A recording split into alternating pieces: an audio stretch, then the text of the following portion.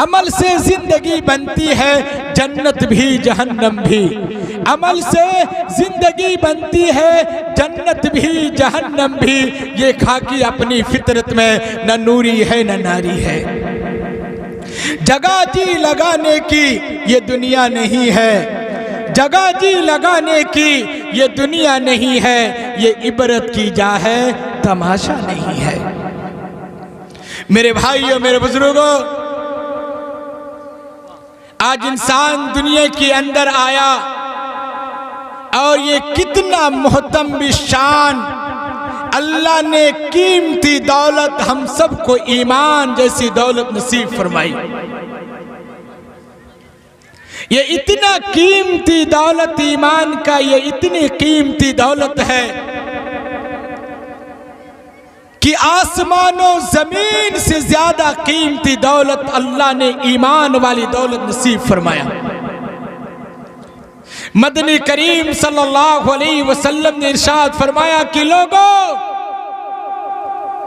अगर एक भी ईमान वाला अल्लाह अल्लाह कहने वाला इस दुनिया के अंदर बाकी रहेगा, अल्लाह ताला इस दुनिया का निजाम चलाता रहेगा।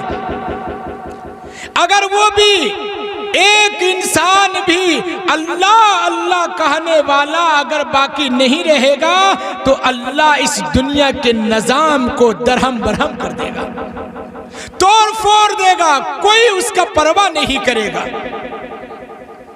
अल्लाह इतनी बड़ी दौलत नसीब फरमाया। ये ईमान वाले की वजह से मछलियां भी पानी में तैरती है। ईमान वाले की वजह से तमाम के तमाम इंसान जिन्नात सांस लिया करते हैं।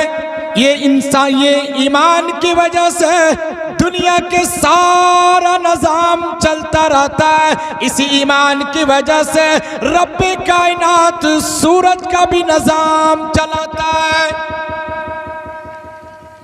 अगर ईमान वाला ना रहे तो सूरज का निजाम नहीं चलेगा, और अगर ईमान वाला ना रहे ये चांद का निजाम नहीं चलेगा।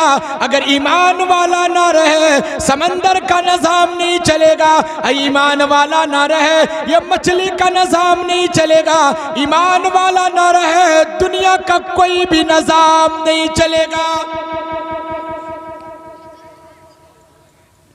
इसलिए मदनी करीम जनाबे मोहम्मदुर रसूलुल्लाह सल्लल्लाहु ताला अलैहि वसल्लम ने इरशाद फरमाया कि लोगों याद रखो, सबसे बड़ी दौलत ईमान वाली दौलत है। मदनी करीम सल्लल्लाहु ताला अलैहि वसल्लम ने इरशाद फरमाया क़ूलू ला इलाहा इल्लल्लाह तुफ्लिहून।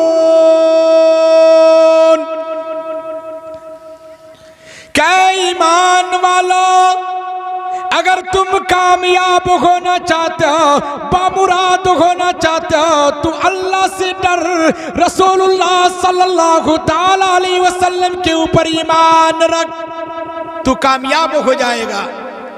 और ईमान के बाद सबसे ज्यादा जो जरूरी चीज है वो नमाज का है। नमाज से बढ़कर के कोई दौलत नहीं। ईमान के बाद सबसे पहले अल्लाह ने नमाज को फर्ज फरमाया। इसलिए फरमाया कि लोगों, जब बच्चे की उम्र 15 साल की हो जाए, जब लड़का बालिग हो जाए, लड़की बालिग हो जाए,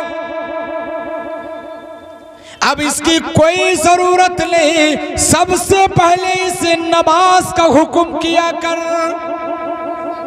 इसलिए मदनी करीम जनाबे मोहम्मदुर रसूलुल्लाह सल्लल्लाहु ताला अलैहि वसल्लम ने इरशाद फरमाया कि लोगों, जब तेरे घर में बच्चा पैदा हो और उसकी उम्र 7 साल की हो जाए, तुम उसे नमाज पढ़ने के लिए कहो, और जब उसकी उम्र 10 साल की हो जाए तुम उसे नमाज पढ़ने के लिए कहो। अगर नमाज पढ़ने के लिए नहीं जाए उसे मार करके नमाज पढ़ाया कर।